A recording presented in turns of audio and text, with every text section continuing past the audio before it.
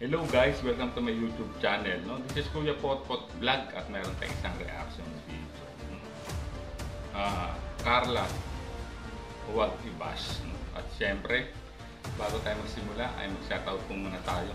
May galap shoutout po sa ama ng kalingap na si Kuya Baltang Matuba. Ate Edna Vlogs, Kalingap Rab, isang po ng kanyang mga kasamahan. At syempre, may galap shoutout po sa lahat po ng sumusuporta sa buong Team Kalingap. Isang mapagpalang umaga po, tanghali o gabi mga kalingap, saan man kayong sulok ng mundo naroroon. Naway lagi po kayong gabayan ng ating pong may kapal. At yan guys, ang topic natin ngayon ay yung patungkol sa hindi pagkakadalo ni Carla sa event kahapon po sa SM Diet, no? Kung saan rumampa po ang mga K-Angels, no? At isa sa mga ambassadress ng Velvet Box kung saan sila na rumampa nga, no? Suot ang mga eleganteng kasuotan at yung mga fashion jewelry na binibenta po ng Velvet Box. At guys, naging successful naman po yung naging event kahapon mga kalingap. Ngunit yun nga lang, sa hindi inaasahang kadahilanan, no, o sitwasyon, ay hindi po nakadalo si Carla. No? Nagulat po ang lahat ng napanood po sa live po ni Kuya Bal Santos Matubang kahapon, no, yung event po sa SM Diet, no. At yun nga, no, marami pong nag-expect na talagang magiging maganda yung event na yon, although very successful naman po, kaya lang nga po nagkaroon lang ng isang aberya. Ito nga po hindi pagkadalo o pagdalo ni Carla, no, sa naturang event, although nag-practice naman sila at isa sa mga ambassadress nga, ika nga, no? Kung napanood yung mga nakaraang vlog po ni Kalingap Rab kung saan pumirma sila, di ba? At nag-photoshoot po sila sa Velvet Box, no? Mga Kalingap, at yun nga, naipaliwanag naman po, no, ni Kalingap Rab, no, na tumawag nga, no, si Carla kahapon, no, may natawag na natanggap si Kalingap Rab, no, at pinaliwanag, no, na hindi makakadalo si Carla dahil sa kadahilanang sa biglaang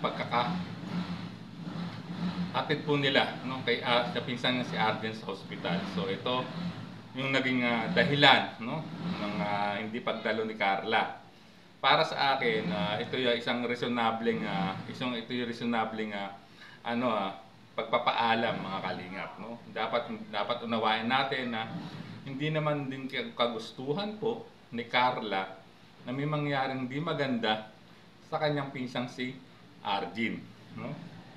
At ito ay iba ay binatikos, no? Iba nagbigay ng negatibong opinion, no? Dahil baka, no, at alam naman natin basher is always a basher. No? Para sa akin, at ipinaliwanag naman to, no, ni Kalingap Rab, no? Kung at ayun nga naglabas nga sa isang post ay dyan sa thumbnail ko na ayan, pinaliwanag na. In-inform naman si Kalingap Rab, no, na mas maaga kasi hindi naman din talaga kagustuhan ni Carla na hindi umattend sa naturang event, no. Sa naway lawakan natin ang pangunawa natin, no, mga Kalingap, kung talagang totoong tayong nagmamahal at sa Kalingap, sumusuporta sa Kalingap, no, kasi hindi talaga po kagustuhan, no, although sinasabi ng iba like may pamilya naman si Ar, ngunit kapamilya, no, kasi cargo po ni Carla rin po yung pinsan niya. Hindi natin kasi masasabi guys kung kung saan nangyari yung insidente nga isinugod si Arjen sa hospital. Posibleng nasa boarding house sila, magkasama po sila sa boarding house mga kalingap. Alang naman pabayaan po ni Carla yung pinsan niya kung masama talaga yung pakiramdam, no, o talagang hindi talaga may iniinda, no, kaya agad itong siyempre, although alam ni Carla na medyo masisira siya, na siya, no, baka ma-offend or maraming ma-disappoint, no, sa gagawin niya dahil maraming umaasang darating siya, no, na dadalo sila sa Velvet Box event. Kaya lang siyempre, inuna muna ni Carla yung kapakanan, no, yung mas nararapat na na tamang niyang gawin, no, kasi pinsan niya yan, no, buhay at karir na umuusbong sa Velvet Box ang pagpipilian ni Carla, mga kalingap. So siyempre, uunahin niya yung mas prioridad. Siyempre, isasalba niya kung yung pinsan niyang si Arjen, no? Kasi yan, marami pa naman pagkakataon na mauulit yung mga ganyang event, no? Hindi lang naman na yung nangyari kahapon, posibleng masundan pa. Marami pang magiging posibleng project o event na ikakasa ang Velvet Bag sa tingin ko, no? At bilang CEO, pero naintindihan din to ni Kalingap Rab at pinaliwanag rin niya sa mga co-owners niya na ang dahilan kung bakit hindi na nakadalo, no, si Carla. At sa tingin ko naintindihan naman po 'yon, no, ng mga co-owners po ni ng Velvet Box, no. At no, kung pinaliwanag talaga ng gusto, no, ni Kalingap Rab, kasi hindi naman din po maintindihan na po nila 'yon kasi nasa sitwasyon po si Carla, no, na hindi niya inaasahan. Yun nga, no, yung kung ano pipiliin niya, kung yung dadalo ba siya ng event, no, sa SM Dait kahapon, o dadalhin niya yung pinsan niyang si Arjen sa ospital, no, kasi kung ano man yung kung may nararamdamang di maganda, no, siyempre bilang kapamilya, no, eh siyempre iunahin niya na yung mas makakabuti na alam niyang tama. At ito nga yung dinala niya, no, si Arjen sa ospital. At alam ko maintindihan po talaga yon ng Velvet Box kasi alam nilang, kasi tama lang yung naging desisyon ni Carla na hindi umattend po sa event po ng Velvet Box dahil alam niya, dahil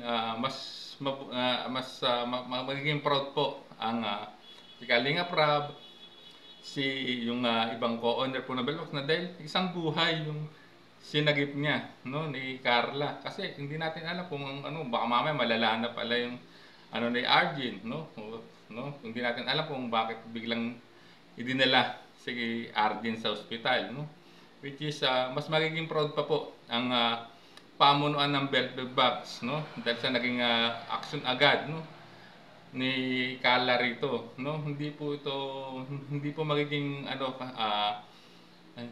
sa kanila yan, hindi yung big deal, ika nga, kasi nga alam nilang tama yung ginawa po ni Carla. So sa mga nagtaas kilay dyan kahapon nung napanood po yung event, wag naman po sanang ganun, no? Wag po nating i-bash si Carla, dahil hindi naman niyo po kagustuhan yung nangyari na hindi siya makadalo sa event po kahapon, mga Kalingap, no? So sa mga Kalingap supporters, no, at sa mga Jomcar fans, wag po kayo malungkot, no, kung hindi man nakadalo si Baby Carla kahapon. Also, mas maganda sana kung nakating siya, ngunit mas naging kapakipakinabang yung ginawa niya, no. Mas magiging proud po si Kalingap Rab at ang Velvet Box, lalong-lalo na ang pamunuan ng buong Team Kalingap sa naging hakbang po ni Carla nang dalhin niya po, no, nang hindi siya nagdalawang isip na dalhin si Arjen sa ospital para mas maagapan kung ano po ang talagang dinaramdam nito, guys. So ayan, sana po ang pakiusap pa lang, wag natin i-bash si Carla, mga Kalingap. So hanggang dito na lang po, mga Kalingap, hanggang sa muli po nating reaksyon. There's a vlogger named Kuya Pot, spreading good vibes, giving all he's got. With a camera in his hand, he hits the road, capture moments, sharing stories untold. Kuya Pot, he is the one.